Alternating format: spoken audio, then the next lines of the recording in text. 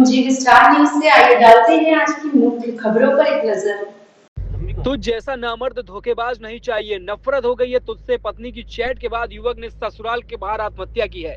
कानपुर के चकेरी इलाके में दर्दनाक घटना ने पूरे क्षेत्र को झकझोर दिया, जहां पर विक्रम केवट 25 वर्ष ने अपनी पत्नी रिया को मनाने का प्रयास में ससुराल के बाहर ही जहर खाकर आत्महत्या की है।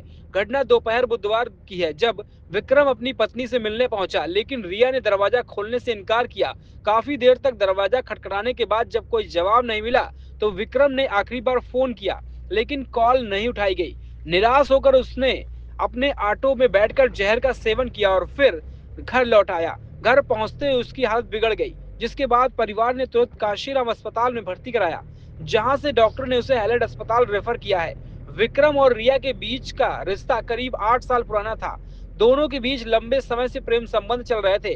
2.5 साल पहले उन्होंने परिवार की जानकारी के बिना मंदिर में लव मैरिज की। शादी के बाद दोनों दामोदर नगर एक किराए के मकान में रहने लगे। विक्रम ऑटो चलाकर परिवार का पालन पोषण करता था, जबकि रिया उसके साथ रहती थी। हालांकि शादी के कुछ समय बाद दोनों के बीच छोटी मोटी बातों को लेकर विवाद शुरू हुआ, जो पहले धीरे धीरे गंभीर झगड़ों में बदल गया। 4 महीने बीते। एक बड़े विवाद के बाद रिया अपने मायके चली गई और तब से ये दोनों अलग रहते थे। परिवार के मुताबिक विक्रम कई बार पत्नी को मनाने की कोशिश की, लेकिन रिया मानी नहीं। विक्रम के पिता जय कुमार ने बताया कि बहू ने उनके नंबर ब्लॉक कर दिए। शादी के बाद कभी उन्हें मिलने नहीं दिया।